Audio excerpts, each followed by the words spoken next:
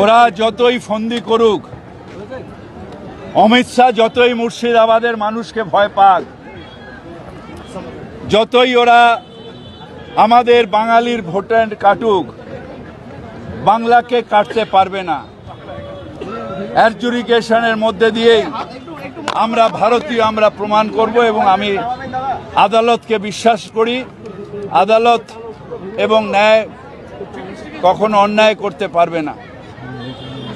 সংবিধান আমাদের এই অধিকার দিয়েছে, আমরা একসাথে থাকব। আমরা ভারতীয়, ভারতবর্ষের ভোট দেওয়া আমাদের অধিকার। আমরা কেউ ঘুষপেটিয়া নই, আমরা কেউ রোহিঙ্গা নই। আমি বলছি সেটা রক্ত দিয়ে হিন্দু মুসলমান কাঁধে কাঁধ মিলিয়ে স্বাধীনতা এনেছে। তার নিদর্শন হচ্ছে এই মুর্শিদাবাদ। মুর্শিদাবাদে সেই দিন যদি সিরাজউদ্দৌলা ব্রিটিশের বিরুদ্ধে তলবারি না তুলতো, তাহলে পুরো ভারতবর্ষ একদিনে শেষ হয়ে যেত। সেই লড়াইয়ের ইন্সপিরেশন নিয়ে সারা ভারতবর্ষে ব্রিটিশের বিরুদ্ধে লড়াই হয়েছে। তাই আমাদের বাদ দিতে পারবে না। আমরা বিশ্বাস রাখি আমাদের নেত্রী মমতা ব্যানার্জির ওপর, যিনি বাংলার মানুষের জন্য দৌড়ে সুপ্রিম কোর্টে গেছেন, সেখানে গিয়ে বক্তব্য রেখেছেন এবং দরকার হলে আরও প্রতিবাদ হবে। কিন্তু জেনুইন ভারতবর্ষের ভোটারকে বাদ দিতে দিচ্ছি না, বাদ দিতে দেব না।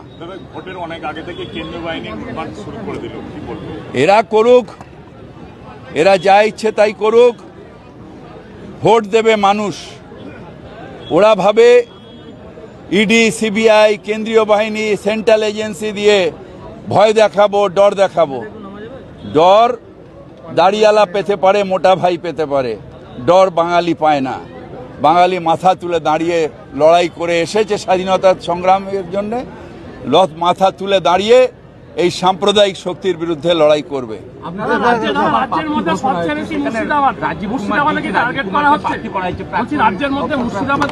বিভিন্ন জায়গায় আমাদের টার্গেট করা হচ্ছে, বাঙালিকে কাটার অভিসন্ধি হচ্ছে, কিন্তু বাঙালি মাথা নত করতে জানে না।